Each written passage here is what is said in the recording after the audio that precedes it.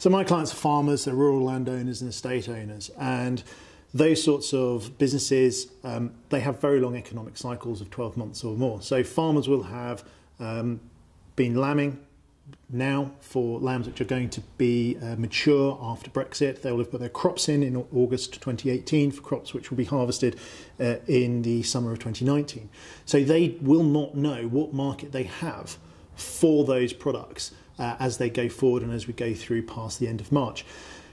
Farmers, particularly landowners, they're very dependent on European subsidy. Europe is very protectionist against for its farmers against external third country imports, and in the UK, EU subsidies account for approximately 60% of farmer income, which means there are some farms out there that do fantastically well and earn a lot of money and make good profits, but equally there are a good number of farms out there who for any other reason, actually, if they don't get their subsidies, they will be insolvent businesses and will not be able to last. The EU subsidy system is also very environmentally geared, so farmers and landowners are paid for looking after the countryside. The big risk that will come through from Brexit, I mean, we have the agricultural bill, which is currently in the process of going through Parliament. It doesn't really have anything in it which protects UK agriculture. If you look at the bill, it very much centres upon food imports and how to keep food imports safe coming into the country. With that being the case, we are likely to become a net environmental damage exporter to those countries where regulation is not so tight, the rule of law is not so good, and overall governance is not as dealt with as we have here. We also have the issues that we will be outside the EU and the much vaunted trade deals which everybody says they're going to do with the likes of America. The American agricultural producers have already said that unless agricultural products are on the table for negotiation, there will be no trade deal.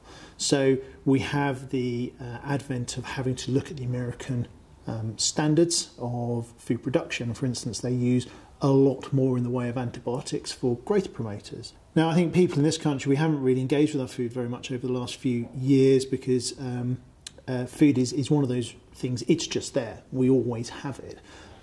If we are importing food that is grown with a great deal of antibiotics in it for growth promotion, how much do we then have a risk of microbial resistance to antibiotics flowing through the system where we can't control it?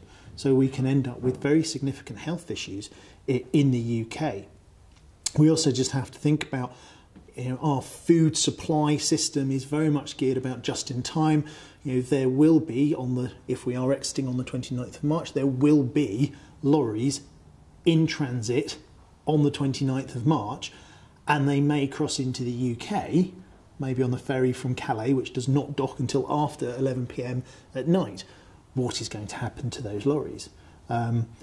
During December, for instance, Calais has something of the order, I think it's of the order of several tens of thousands of lorry movements a day coming through, bringing food through from Europe. Any delay at an entry port will have a cascade effect. So it only takes, at the moment, it takes about 30 seconds for a lorry to go through customs.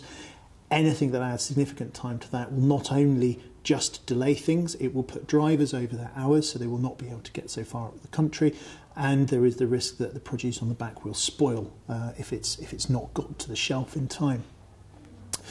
Imports are also problematic, and exports, because the EU has very strong sanitary requirements, so that's veterinary inspection on all food products crossing the border.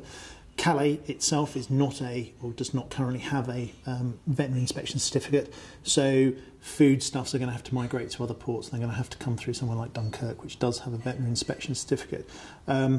But that all adds time, it all adds expense. We are seeing with, I was with a client the other day, he got a bill for his feed. He orders his feed 12 months at a time for delivery, and on his latest invoice it said, by the way, we're adding a clause to your contract after it's formed, so there's some legal issues there, but we are adding a clause to your contract which means you are going to be liable for our extra costs in supplying your feed, any extra tariffs, import tariffs, whatever it might be, and we also will not be liable if your feed does not turn up on time. So for animal feed, we are bringing soya in from America, from South America. Some of that feed will be on a boat at the moment. and it will be crossing the Atlantic, and it will not be due to dock until April. So this is potentially a huge problem. In the short term, we are going to see supply interruption. In the medium term, we are going to see, certainly in rural areas, we're going to see business interruption, and I suspect what will happen as we move into the longer term, we will have fewer but much larger and more complicated farming businesses and estate businesses, and people who own land and maybe are not very efficient farmers are going to have to think very deeply about what they do and whether they stay in agriculture.